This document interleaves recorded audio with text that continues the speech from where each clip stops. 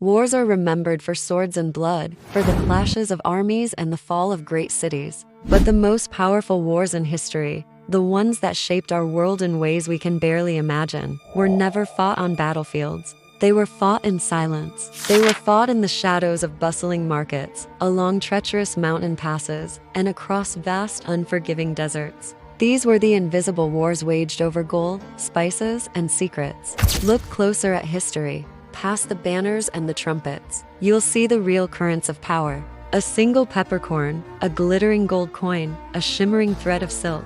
These weren't just goods, they were weapons. And the men who controlled them, they were the true kings, the silent puppeteers of empires. In the ancient world, true wealth wasn't measured in acres of land or the size of your army. It was measured in what you could control, what you could move, and what you could keep secret. In the lavish kitchens of Rome, fortunes were spent on a pinch of black pepper, a spice that journeyed thousands of miles to reach their plates. Pepper was, quite literally, worth its weight in gold.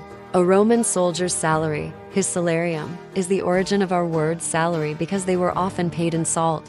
Cinnamon, a spice shrouded in mystery, traveled farther than entire armies, its origins a fiercely guarded secret by Arabian traders who spun tales of giant birds guarding it in remote lands. And then there was silk, so light, so strong, so desired.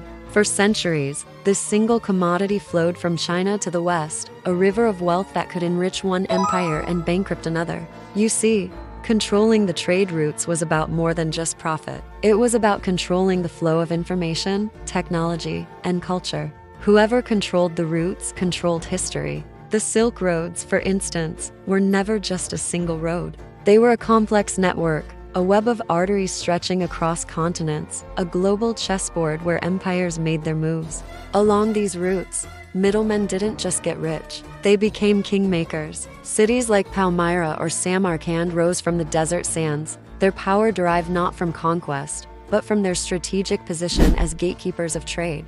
Empires often avoided trading directly with each other. Why? To protect their secrets and maintain an advantage.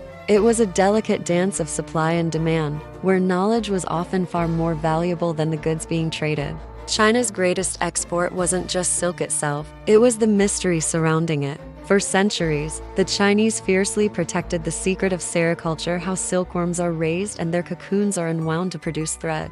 This monopoly gave them incredible economic leverage. The secret was a state secret, punishable by death. Many tried to steal it, to smuggle out the precious silkworms or their eggs. Spies disguised as merchants or monks risked everything to uncover the method that was the foundation of an empire's wealth. The story of trade is also a story of espionage. Because where there is great profit, there is great risk.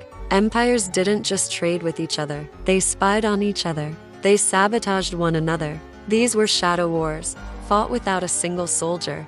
Imagine a rival caravan's water supply being poisoned along a desert route, leaving them stranded. Or a merchant being sold a deliberately falsified map, leading them into an ambush or a dead end. Consider the story of the two Byzantine monks who, around 550 AD, allegedly smuggled silkworm eggs out of China, hidden inside their hollow bamboo walking staffs. They delivered the secret to Emperor Justinian, shattering China's monopoly and forever changing the economic landscape of the West. It was an act of industrial espionage that shifted the balance of global power. A blocked trade route, a contaminated shipment of grain, a stolen recipe for a valuable dye, these were acts of war. Economic warfare is older than the concept of standing armies. It's the art of crippling your enemy without ever firing an arrow. And just as trade could build empires, its collapse could bring them to their knees. Empires didn't always fall to invading hordes. Many crumbled from within when the flow of goods and money stopped. The Roman Empire's insatiable appetite for Eastern luxuries like spices, silk, and incense created a massive trade deficit.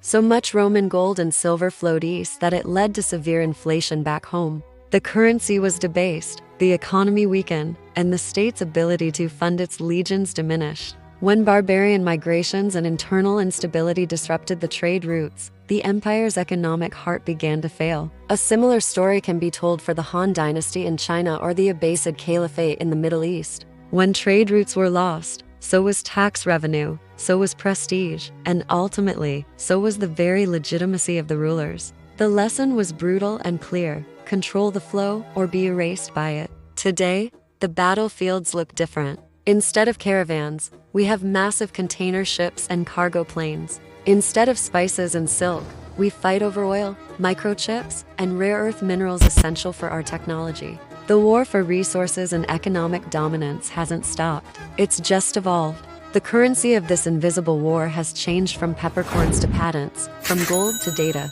Nations now engage in trade wars, impose sanctions, and compete for control over digital infrastructure and supply chains. The Silk Road of the 21st century is a network of fiber optic cables and satellite links. The fundamental principles remain the same. Control the flow, control the information, and you control the future.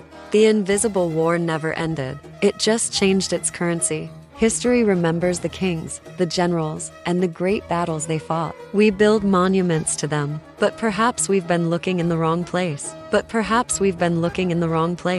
The real story, the one that truly shaped the destiny of nations, belongs to the merchants, the middlemen, the spies, and the innovators who navigated this silent, relentless war of trade. They were the ones who truly ruled the world. Thank you for watching. If you found this journey into the hidden history of trade fascinating, make sure to like, subscribe, and hit the notification bell so you don't miss our next episode.